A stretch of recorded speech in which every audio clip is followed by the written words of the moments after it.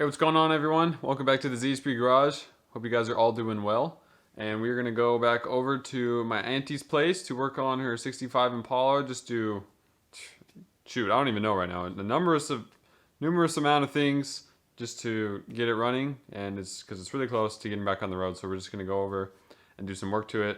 So we're gonna get with the master mechanic, but before we do that, I would just like to say, please go down below, hit the like button if you like this video, and also if you're new around here, hit the subscribe button. Show some support on the channel. Let's go check out and see what's going on right now, and let's talk with him. So we're trying to get it running. So these are all the air conditioning wires that we're not using at the moment, so I'm just getting them up out of the way.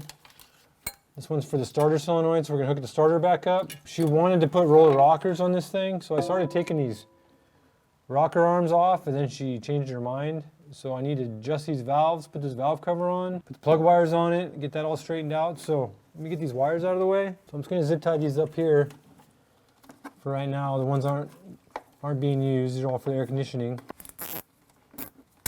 Then now I wanna hook up the starter so I could use the starter. Well, I could turn it, I'm gonna turn it over. I wanna hook up the starter, but I'm gonna turn it over.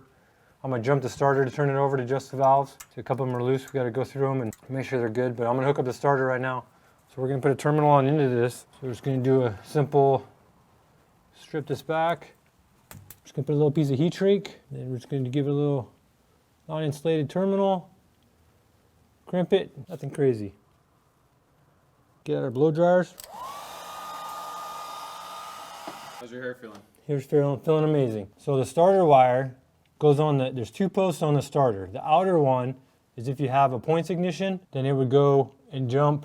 When you start it, it would jump 12 volts to the ignition, but we don't have to worry about that because obviously we're running HEI. So the starter wire goes to the inside post. So we're just gonna snake it down here, probably a little bend on it, put it on the inner terminal. And when you tighten it up, you want to hold the wire. You don't want the terminal to twist because it can break the inside of the starter.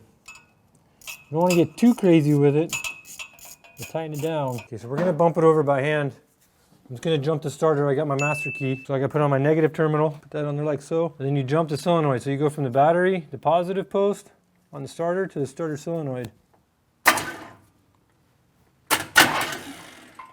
You wanna watch the rocker, so when it goes down, I don't have a cam to show you, but you wanna be on the bottom side of the lobe when you adjust it.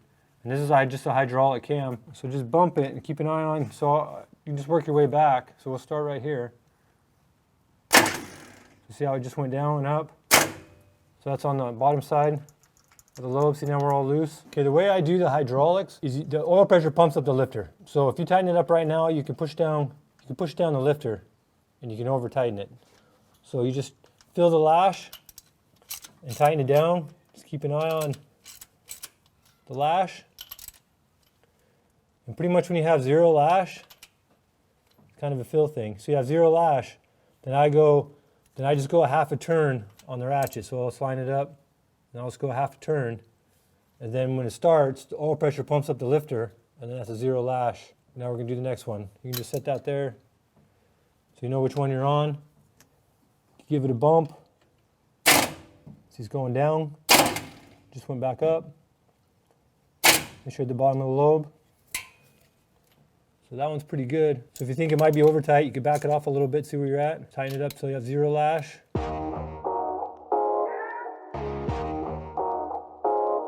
Some people, when they do it, they rotate the lifters. You can kind of do it the same way, rotate the lifter. Then you can do it so you can't spin it anymore. It's kind of a similar way. Check them all. I think I just took the first two off, but they're all adjusted now. So there you go. Show you a little bit how to adjust the valves. So I took all the spark plugs out too, so it's easier for the engine to turn over. You can bump it easier. It's not coming up on the compression. So now we're gonna put this valve cover on, and then we're gonna put the spark plugs back in, and we'll put the plug wires on it. Just wanna make sure there's no garbage in the way of the sealing surface. It has a little thing, push rod side, because it has low clearance. It's not necessary on this, but they are marked a certain way. So if you have a bigger cylinder head. And same on the valve cover. Make sure you got nothing in the sealing surface. Being these are little bolts, 1/4 inch. Don't get too crazy on them. They're probably like 96 inch-pounds, maybe 106 inch-pounds. Don't get too crazy. You can get these a little bit tighter because of the valve cover gasket is rubber over steel. It's not a cork, so it won't just squish the cork out. You can get them a little tighter, but don't get too crazy with them because you can't break them. All right, so now this is the only one that I mess with the rockers. So that side was already done. So now we got that straightened out. We're gonna put the spark plugs back in it. These are the plugs from last time it was running. They're an NGK plug. It's kind of the same as a UR4. It's about the same heat range as like an Autolite 25, right around there, 26, 25 in an Autolite. You can see it's running a little rich, but last time this thing ran was in Reno, so the elevation is like 4,500 feet. Now we're down at sea level, so I'm not gonna worry about changing any of the carburetor jetting or anything right now. Once we get it running, we're gonna wideband tune it. I'll put a fresh set of plugs in it then for right now just to get it running. I'm just gonna put these ones back in. Yeah, that's the first time this engine's been turned over in about 10 years. So if you happen to be doing this and you pulled the distributor out, we didn't pull the distributor out. It was already running. So when I did the intake and everything, I already set the timing on the distributor. But if you happen to change the intake or pull the distributor out and you got your timing all out of whack, a simple way to get your timing lined up, well, on any engine, the furthest cylinder forward is the number one cylinder. So on Chevrolet, the driver's side, forward cylinder is number one cylinder. So you can leave that spark plug out. You can just take your finger or something and put it in the spark plug hole and you can bump it over. And it gets to the point where it comes up on compression.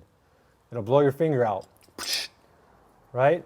And then you can line up your dampener on 0 on the timing pointer, and then that would put you at top dead center.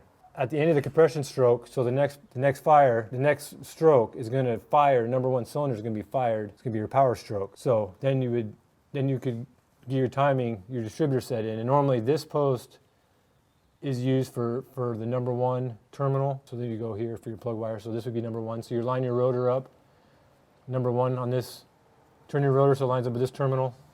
So just a little tidbit if you try to get your timing lined up, if your timing's out of whack. We're not worried about setting up a timing because it's already been set. So now that we got our spark plugs in, now we're gonna put our wires on it. So we just got some Taylor. These are the spiral core. I got these ones because they had they're lower resistance through the wire. Because if you have a higher resistance and less power, it gets to your spark plug. So there's lower resistance, so more voltage will get to your spark plug for a better, cleaner spark. Being that it's a stock coil, so that's why I went with these. So when you put the plug wires on it, the first one in the ignition, so the firing order is 1, 8, 4, 3, 6, 5, 7, 2. So it's going to go 1, 8, 4, 3, 6, 5, 7, 2. So when you put the wires on there, if you just kind of get an idea of how you want to route it, so it's going to come here, we're going to go over the top of the valve cover. So you just pick a wire, decent length. Normally the longest one is for 2 because it comes here and it's got to go all the way around. So normally we save the longest one. So you line them all up here. These are all the ones that go on the distributor cap, the ones with the little notches. So line them up. So the longest one I normally take out of the equation, and I just set it over there, and I know that's going to be cylinder 2. That's going to be the last one I put on. So I line it up. So I'm going to use a longer one. These two here, one of these. So I'll take one of these. So this is going to be number 1. So you don't want the wires over the top? Well, it can go over the top as long as when you go full throttle, it's not going to affect them at all. But you want to be careful if you go over the bottom that it's not keeping, you got so much stuff in the way that it's going to hold the throttle open. So this throw on this thing looks like it's pretty good. I think I can go over I'm going to try going over the top.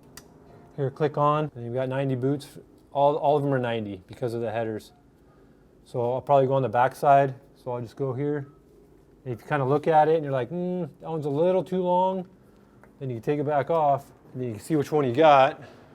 So okay, this is the one I just had on there. It's a little long, so let's try this one here. Is the next one shorter? It's shorter, but is it too short? That one looks like it'll work out okay. So we'll put that one on there for 1. Clicking on both sides. You want to have room from the header. These are ceramic coated, so it's a little bit cooler, but still you want to have, a good finger length or so around. So we're going to go over the top. And then you can see when you go wide open, it's not going to affect them. And this is cylinder 8 all the way in the back. So use a pretty short one, probably one of the shortest ones you got. So we got some dividers so it'll hold everything in place. So we'll click 8 on. We don't have a shorter one, so it's a little on the long side. But once we put it in the dividers, it'll be okay. We might come up here like this. So we'll go 1, 8. So now we got 4. So we got 2, 4. So it's the second one back. Those are all odd, and this is even. Okay, so we got 1, 8, 4. So now we have 3. So we're gonna go back to the other side. This one has pretty good room. These big old Impalas, man. They got all kinds of room for ignitions and wires and anything you want to run. And now you can change some around if you want. So you can see I wound up with some pretty long ones. So I'll probably change this one to a longer one now, because now I got 5 and 7, which are right here, so they don't need to be so long. So maybe I'll change this one here that's a little on the short side. So on the separators that I got, it's 2 4s, 2 2s, and 2 3s. So 1 per side. So we're going to use 1 4, 1 3, 1 2 on each side. So we'll start at the top. They just bolt together. These particular style, these are Taylor's. So you gotta be careful. Sometimes the nuts fall out of the bottom when you loosen them up. You gotta take them all the way apart. And I just normally put my finger over the bottom just to make sure the nut, you don't have to go to hide and go seek. Since we have the wires pretty much laid out, and once you get it on there, you can slide it up and down. Then just get it started, and you can move it up on the wires or lower. Oil pressure line is gonna be coming out because we're going back. We're taking out the gauges, and we're just gonna go to a normal sending unit for the factory gauge in the dash. The only thing we're worried about is the throttle cable, but since it sits on here, just got to make sure that it's not going to, well, I got it in the way of that. Just got to make sure that wide open, which I rather doubt my sister will go wide open. So it looks pretty good like so. And you kind of lay them out. So now we'll do the 3. Same thing. We'll just start it so we can adjust it around. And then now we just have a 2. So it's the last two little wires. Same thing. Make sure this side, all the wires are on. Little demonstration of how to adjust. Check your valves. Put your plug wires on. Firing order. I would try to start it.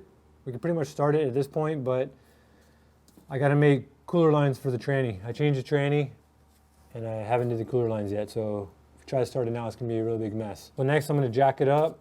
I'm gonna make the cooler lines. I got some sway bar end links. I got to measure the sway bar.